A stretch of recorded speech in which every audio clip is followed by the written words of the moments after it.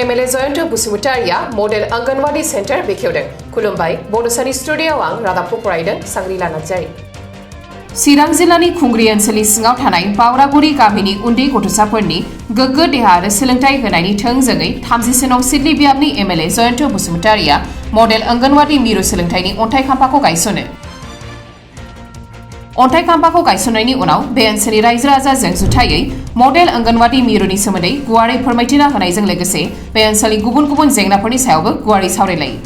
हाबाफारियाव ओनसोलनि गामि दैदेनगिरिफोरजों लोगोसे बावरागुरि गामि आरो खुंग्रि ओनसोलनि गोबां रायजो राजाफोराबो बाहागो लायो। जे आंनि समस्तिनि सिङाव आसाम सरकारनि समाज जौगाखां आफादनिफ्राय डिपार्टमेन्टनिफ्राय मोनसे अंगनवाड़ी सेन्टार जायखौ मडेल अंगनवाड़ी सेन्टार होननाय जादों आरो बिनि एमाउन्टआ जाहैबाय 25 लाख रां।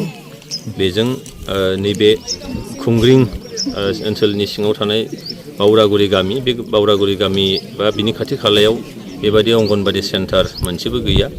दिनैहाय जोङो एमएलएफ्रा मडेल अंगनवाड़ी सेन्टार हमनो हानायनि मोनसे सुबिदा जोंहा फैदोंमोन 2020 आरो 21 मायथाइनि थाखाय।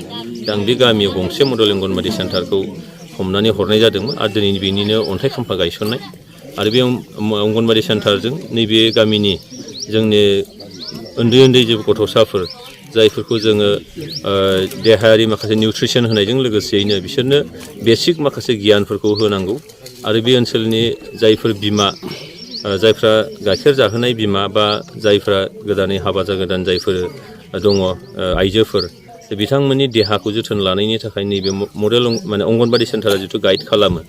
दा थांनाय गोलाव समाव बे सुबिदाखौ बिथांमोना मोननो हायाखैमोन।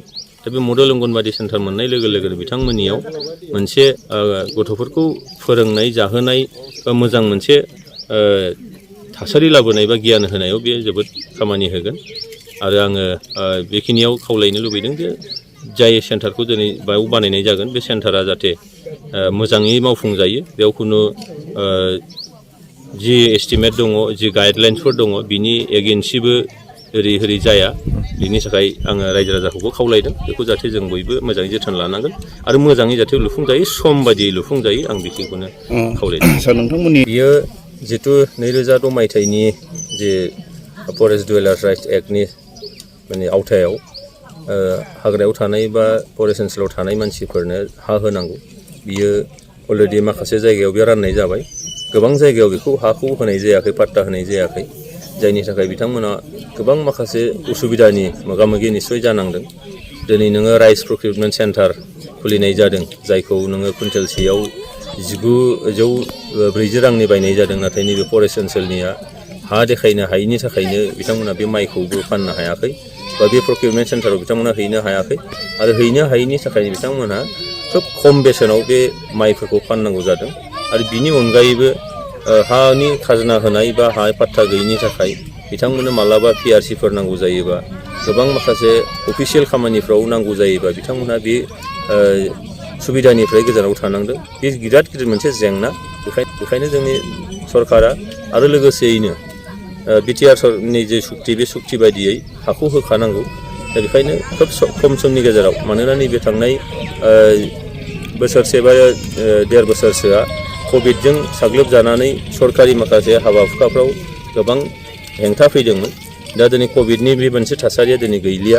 बेनिखायनो मिजिं खालामदों बे 2022 मायथाइनि गेजेरावनो जायफ्रा हा मोननांगौ मोन्थाय दङ, जायफ्रा क्राइटेरियाव गोलैबाय, जायफ्रा फरेस्ट डुवेलार्स राइट्स एक्टनि सिङाव बिथांमोनहा मोन्थाय मोनसिगोन, बेबायदि सुबुंफोरनो नैबे 2022 मायथाइनि गेजेरावनो निस्सय आसाम सरकारनिफ्राय बेखौ मावफुंनाय जागोन। आंहा बेयाव फोथायनाय दं।